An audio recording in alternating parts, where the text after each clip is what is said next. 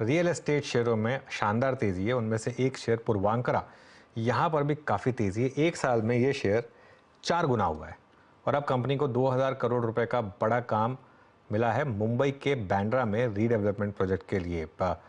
Company को पसंदीदा developer घोषित किया गया है। इस पर बात करते हैं और बाकी आगे रोड मैप पर बात करते हैं। हमारे साथ कंपनी के ग्रुप सीईओ अभिषेक कपूर जुड़े हैं। Abhishek ji, good afternoon. बांद्रा बहुत ल्यूक्रेटिव मार्केट है वैसे, लेकिन थोड़ा मुंबई मार्केट में ऑपरेट करना इतना इजी भी नहीं होता डेवलपर्स के लिए। आप कितने कॉन्फिडेंट हैं इस मार्केट को लेकर और क्या एक्सपेक्टेशन है यहाँ से? ये देखिए बांद्रा एक बड़ा ही मैच्योर मार्केट है और यहाँ पे डेवलपमेंट करने में एक लग्जरी मार्केट की काफ़ी डिमांड रहती है। तो हमें ये लगता है कि यहाँ सप्लाई की कमी रहती है क्योंकि जनरली लैंड बहुत कम है और ये जो अपॉर्चुनिटी है हमको रीडेवलपमेंट की मिल रही है, ये one of the largest land है उस लोकेशन में, पाली हिल के एरिया में। सो 2.5 एकड़ से ज़्यादा का लैंड है, जिसमें 2 लाख स्क्वायर फुट से ज़्यादा सेलेबल एरिया कार्पेट का मिलेगा। तो हम काफ़ी एक्साइटेड हैं इस अपॉर्चुनिटी को लेकर के, और ये हमारी लग्जरी मार्केट में मुंबई के एंट्री होगी। तो किस तरीके के नंबर्स देख रहे हैं आप यहाँ पर, टॉप लाइन पर और बॉटम लाइन पर बांद्रा प्रोजेक्ट से? जी। अगर आप देखें, जैसा मैंने कहा, 2 लाख स्क्वायर फुट से ज़्यादा का डेवलपमेंट होगा और 2000 करोड़ का टॉप लाइन होगा। आप दूसरा देखें तो हमारा उम्मीद ये है कि टोटल जो रीडेवलपमेंट स्पेस है मुंबई मार्केट में, अगले 10 सालों में 3 लाख करोड़ से ज़्यादा का एक जीडीवी क्रिएट होगा। क्योंकि रीडेवलपमेंट सबसे मेन एरिया है, मेन डेवलपमेंट पोटेंशियल है मुंबई का। और हमने ऑलरेडी एक लोखंडवाला में प्रोजेक्ट साइन किया था जो कि 3.5 लाख स्क्वायर फुट से ज्यादा कार्पेट एरिया है, टोटल डेवलपमेंट पोटेंशियल करीब 6 लाख स्क्वायर फुट का है, जहां से भी 1500 करोड़ का जीडीवी मिलेगा। तो आज आप में कुल मिला के देखें तो ऑलरेडी 3,500 करोड़ का जीडीवी ऐड हो चुका है रीडेवलपमेंट स्पेस से।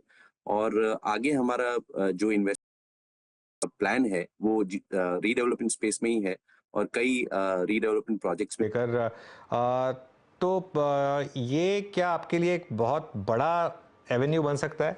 क्योंकि मुंबई में क्लियरली सबसे बड़ा जो आज है और उसको प्रमोट करने की जो पॉलिसी है, वो एनेबल करने के लिए है कि जो एग्जिस्टिंग रेजिडेंट्स हैं मुंबई के, उनको रीडेवलपमेंट के द्वारा अच्छा और प्रॉपर इंफ्रास्ट्रक्चर के साथ घर मिले। हम्म, अभिषेक जी, जितना मैं समझ पा रहा हूँ, क्योंकि आपने बहुत अच्छी रीडिंग करी है मुंबई की मार्केट की और इसके बाद ये पाली हिल का प्रोजेक्ट, FY25 में मुंबई में रीडेवलपमेंट के प्रोजेक्ट से मतलब अप्रॉक्सीमेटली कितना रेवेन्यू की आप उम्मीद कर रहे हैं? फिर उसके बाद मैं बेंगलोर के मार्केट पे आना चाहूँगा। जी देखें, हमारी कोशिश तो ये रहेगी, जहाँ तक कंपनी का सवाल है, हम ये दोनों प्रोजेक्ट को मार्च क्वार्टर में लॉन्च करने की कोशिश करेंगे। लोखंडवाला तो फॉर श्योर, और बांद्रा पूरी कोशिश रहेगी कि हम अगले 12 महीने में उसको लॉन्च कर दें, 9 से 12 महीने में। और जहाँ तक हमारा रेवेन्यू बुकिंग का सवाल है, वो तो खैर जब कंप्लीट होता है प्रोजेक्ट तभी होता है। प्री सेल्स हम गाइडेंस देते नहीं है, लेकिन उम्मीद तो है कि अच्छी अच्छी परफॉर्मेंस रहेगी। पिछले साल हमने जो परफॉर्मेंस किया है उसमें करीब 5,900 करोड़ का टोटल प्री सेल्स किया है, और हम उम्मीद कर रहे हैं कि अगले साल हम इसको आगे बढ़ाएंगे। ओके, अच्छा सर, आते हैं बेंगलोर की मार्केट पे। वो मार्केट आपका सबसे मजबूत गढ़ रहा है।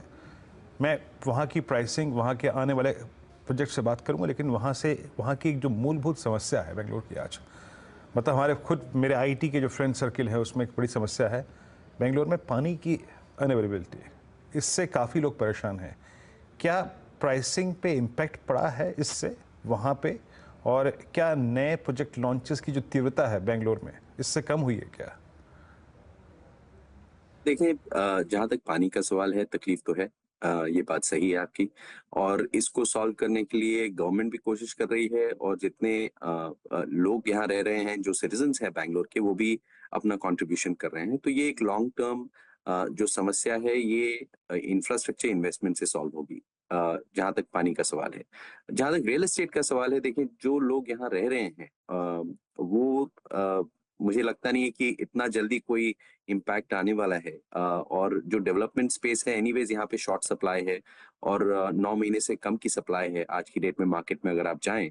तो डिमांड ज़्यादा है और सप्लाई की कमी है। तो मुझे नहीं लगता कि कोई इमीडिएट इम्पैक्ट है। लेकिन हाँ, पानी को कंज़र्व करने की जो कोशिश है, वो पूरी तरह से जनता भी कर रही है, डेवलपर्स भी कर रहे हैं और गवर्नमेंट भी कर रही है, और मुझे लगता है इसमें अब काफ़ी निवेश होगा, क्योंकि आप सही कह रहे हैं, तकलीफ तो है। और ये इंफ्रास्ट्रक्चर की प्रॉब्लम एक्चुअली सब जगह पे है, सारे कंट्री में है और सभी बड़े शहरों में है, और इसको एड्रेस करना हमारे लिए ज़रूरी है। अभिषेक जी, बहुत बहुत शुक्रिया आज हमारे साथ जुड़ने के लिए, और आपको ऑल द बेस्ट आपके फ्यूचर एंडीवर्स के लिए।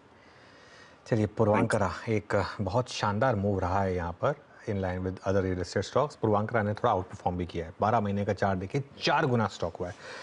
बैंकिंग रेगुलेटर आरबीआई ने कोटक बैंक के खिलाफ कड़ा एक्शन लिया है, उसे नए क्रेडिट कार्ड और ऑनलाइन ग्राहक जोड़ने से मना किया है। लेकिन ये पहला मामला नहीं है, इससे पहले भी आरबीआई ने कई बैंकों और एनबीएफसीज के खिलाफ कड़ा एक्शन लिया है।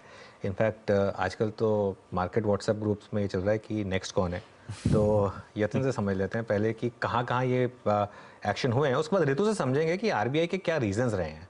यतिन, पहले तो आप बताएं कि कहाँ ये एक्शन हुए हैं। तो देखिए, अगर हम पिछले छोटे पीरियड की बात करें तो 5-6 लिस्टेड कंपनीज, और ऐसी नहीं कि कोई छोटी छोटी इंस्टीट्यूशंस पे, बड़े इंस्टीट्यूशंस पे आरबीआई की गाज गिरी है।